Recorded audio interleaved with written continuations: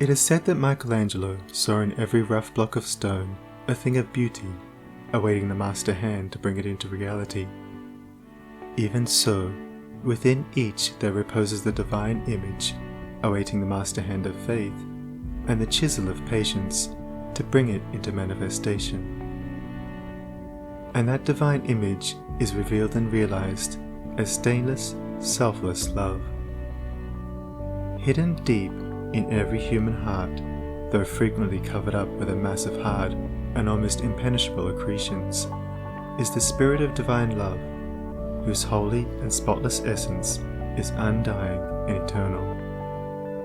It is the truth in man. It is that which belongs to the Supreme, that which is real and immortal.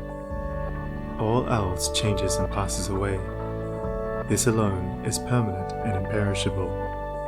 And to realize this love by ceaseless diligence in the practice of the highest righteousness, to live in it and to become fully conscious in it, is to enter into immortality here and now, is to become one with truth, one with God, one with the central heart of all things, and to know our own divine and eternal nature. To reach this love, to understand and experience it, one must work with great persistency and diligence upon his heart and mind, must ever renew his patience and keep strong his faith, for there will be much to remove, much to accomplish before the divine image is revealed in all its glorious beauty.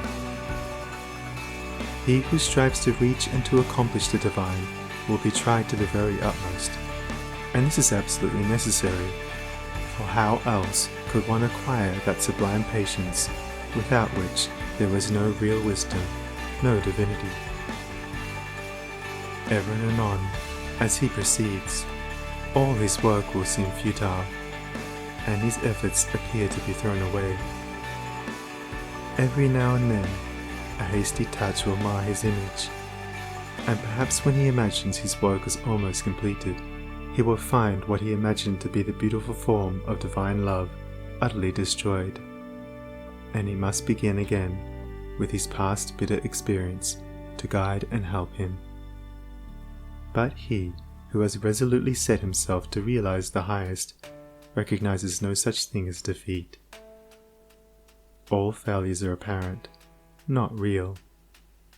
Every slip, every fall, every return to selfishness is a lesson learned, an experience gained, from which a golden grain of wisdom is extracted, helping the striver toward the accomplishment of his lofty object.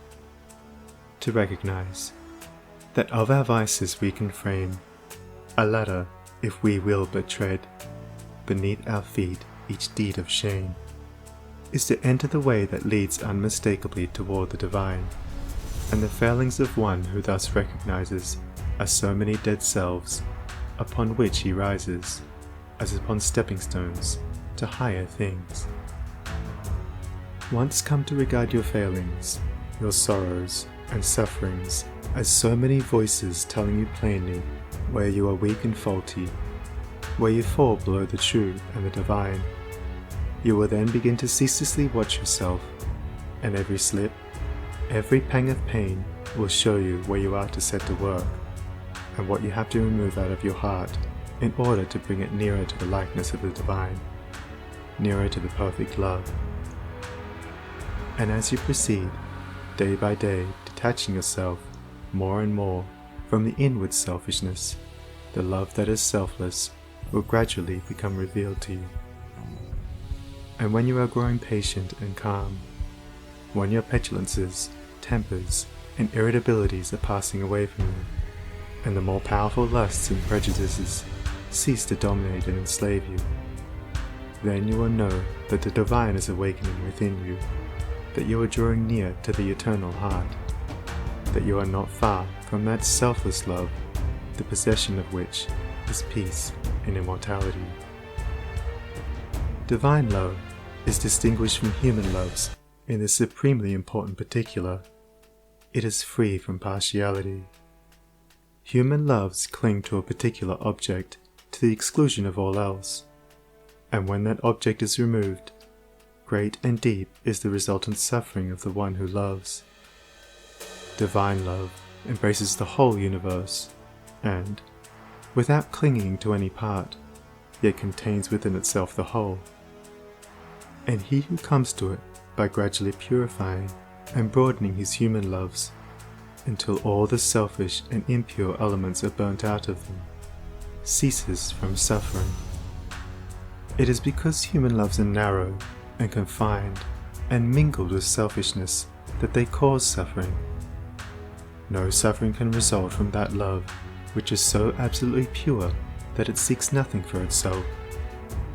Nevertheless, human loves are absolutely necessary steps toward the divine, and no soul is prepared to partake of divine love until it has become capable of the deepest and most intense human love. It is only by passing through human loves and human sufferings that divine love is reached and realized. All human loves are perishable, like the forms to which they cling. But there is a love that is imperishable, that does not cling to appearances. All human loves are counterbalanced by human hates, but there is a love that admits of no opposite or reaction, divine and free from all taint of self, that sheds its fragrance on all alike. Human loves are reflections of the divine love, and draw the soul nearer to the reality, the love that knows neither sorrow nor change. It is well that the mother, clinging with passionate tenderness to the little helpless form of flesh that lies in her bosom, should be overwhelmed with the dark waters of sorrow when she sees it laid in the cold earth. It is well that her tears should flow and her heart ache, for only thus can she be reminded of the evanescent nature of the joys and objects of sense, and be drawn nearer to the eternal and imperishable reality. It is well that lover, brother, sister, husband, wife should suffer deep anguish and be enveloped in gloom when the visible object of their affections is torn from them, so that they may learn to turn their affections toward the invisible source of all, where alone abiding satisfaction is to be found. It is well that the proud, the ambitious, the self-seeking should suffer defeat, humiliation, and misfortune, that they should pass through the scorching fires of affliction. For only thus can the wayward soul be brought to reflect upon the enigma of life. Only thus can the heart be softened and purified, and prepared to receive the truth. When the sting of anguish penetrates the heart of human love, when gloom and loneliness and desertion cloud the soul of friendship and trust, then it is that the human heart turns toward the sheltering love of the eternal, and finds rest in its silent peace. And whoever comes to this love is not turned away comfortless, is not pierced with anguish, nor surrounded with gloom, and is never deserted in a dark hour of trial. The glory of divine love can only be revealed in the heart that is chastened by sorrow, and the image of the heavenly state can only be perceived and realized when the lifeless, formless accretions of ignorance and self are hewn away. Only that love that seeks no personal gratification or reward, that does not make distinctions, and that leaves behind no heartaches, can be called divine. Men, clinging to self and to the comfortless shadows of evil, are in the habit of thinking of divine love as something belonging to a God who is out of reach, as something outside themselves, and that must forever remain outside. Truly, the love of God is ever beyond the reach of self.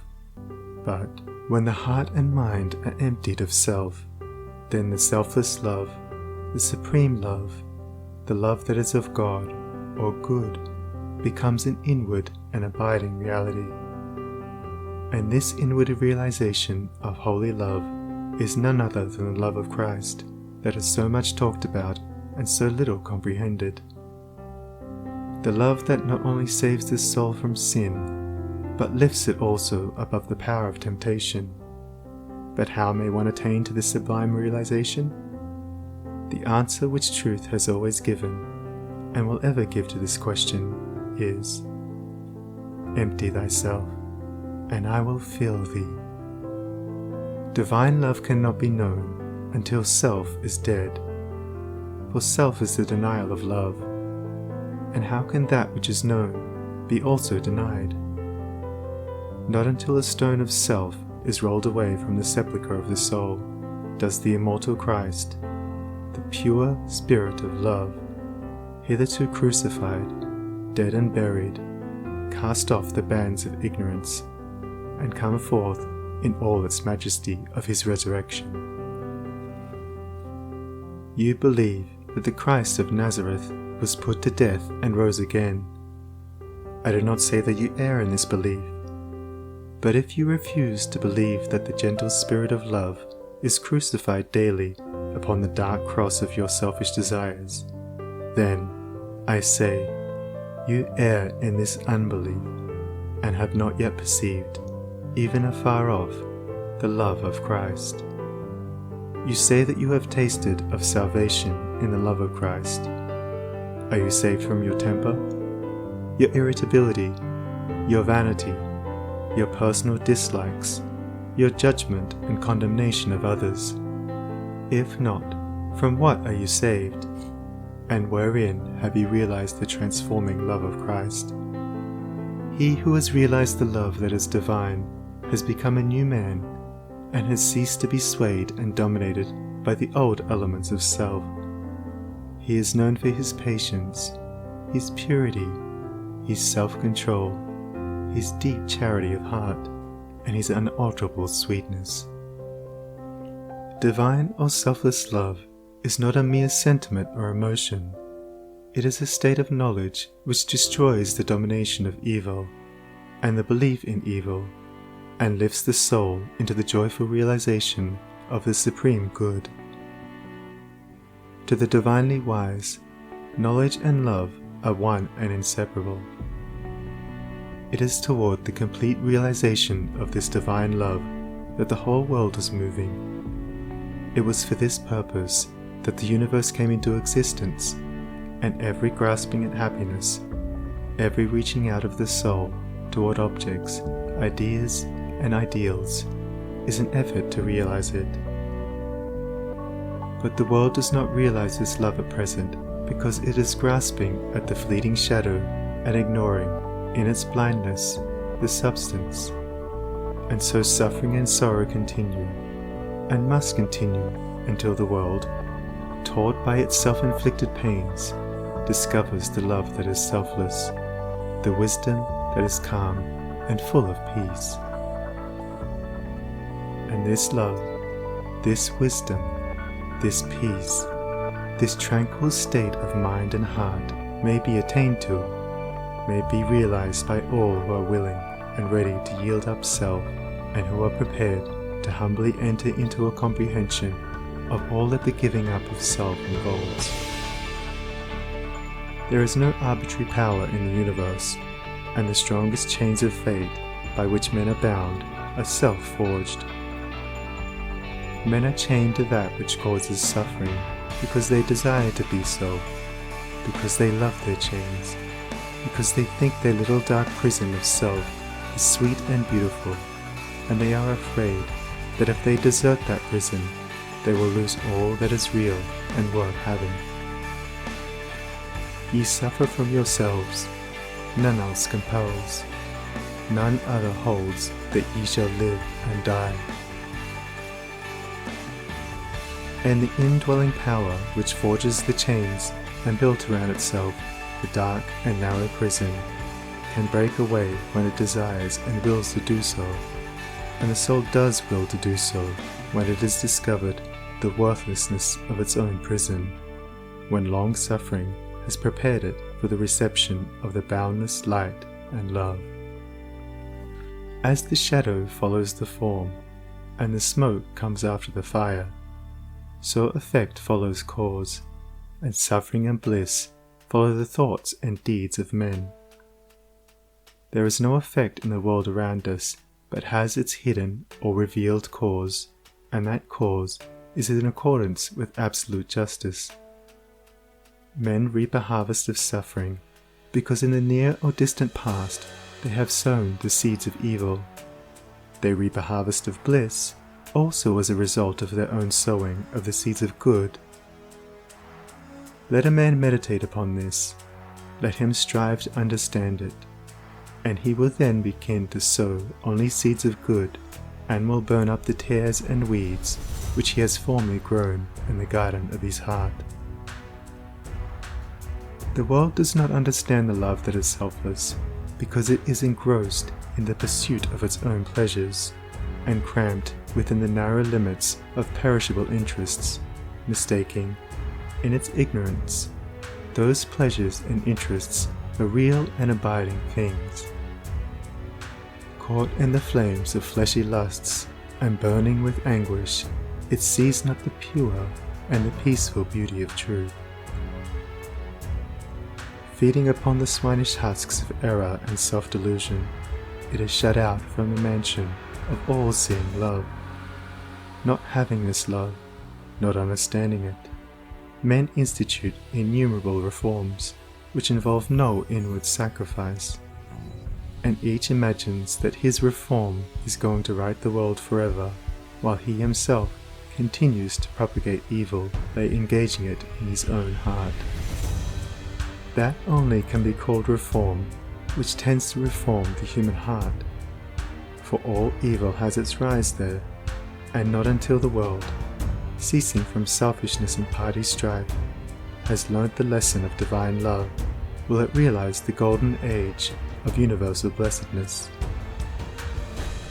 Let the rich cease to despise the poor, and the poor to condemn the rich. Let the greedy learn to give, and the lustful how to grow pure. Let the partisan cease from strife, and the uncharitable begin to forgive. Let the envious endeavour to rejoice with others, and the slanderers grow ashamed of their conduct. Let men and women take this course, and lo, the golden age is at hand. He, therefore, who purifies his own heart is the world's greatest benefactor.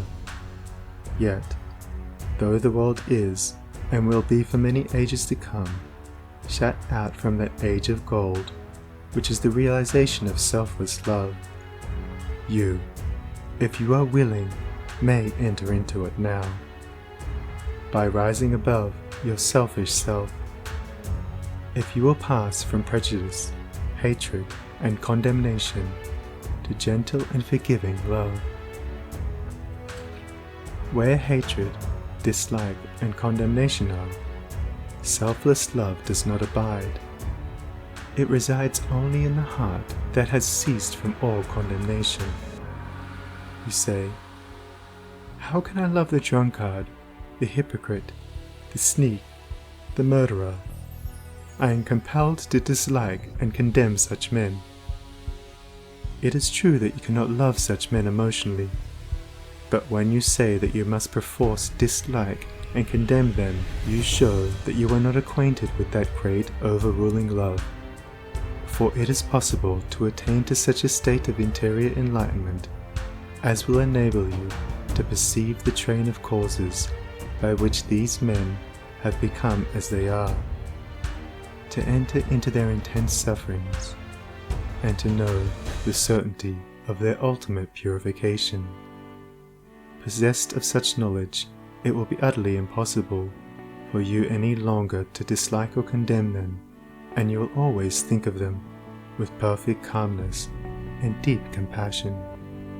If you love people and speak of them with praise until they in some way thwart you, or do something of which you disapprove, and then you dislike them and speak of them with dispraise, you are not governed by that love which is of God, if, in your heart, you are continually arraigning and condemning others. Selfless love is hidden from you. He who knows that love is at the heart of all things, and has realized the all-sufficing power of that love, has no room in his heart for condemnation. Men, not knowing this love, constitute themselves judge and executioner of their fellows, forgetting that there is the eternal judge and executioner. And in so far as men deviate from them in their own views, in their particular reforms and methods, they brand themselves as fanatical, unbalanced, lacking judgment, sincerity, and honesty. In so far as others approximate to their own standard, do they look upon them as being everything that is admirable. Such are the men who are centered in self. But he whose heart is centered in the supreme love does not brand or classify men, does not seek to convert men to his own views, not to convince them of the superiority of his own methods. Knowing the law of love, he lives it, and maintains the same calm attitude of mind and sweetness of heart toward all, the debased and virtuous, the foolish and the wise, the learned and the unlearned, the selfish and the unselfish, receive alike the benediction of his tranquil thought. You can only attain to this supreme knowledge, this divine love, by unremitting endeavor in self-discipline, and by gaining victory after victory over yourself. Only the pure in heart see God, and when your heart is sufficiently purified, you will enter into the new birth, and the love that does not die, nor change, nor end in pain and sorrow will be awakened within you, and you will be at peace. He who strives for the attainment of divine love is ever seeking to overcome the spirit of condemnation. For where there is pure spiritual knowledge, condemnation cannot exist, and only in the heart that has become incapable of condemnation is love perfected and fully realized. The Christian condemns the atheist satirizes the Christian. The Catholic and Protestant are ceaselessly engaged in wordy warfare, and the spirit of strife and hatred rules where peace and love should be.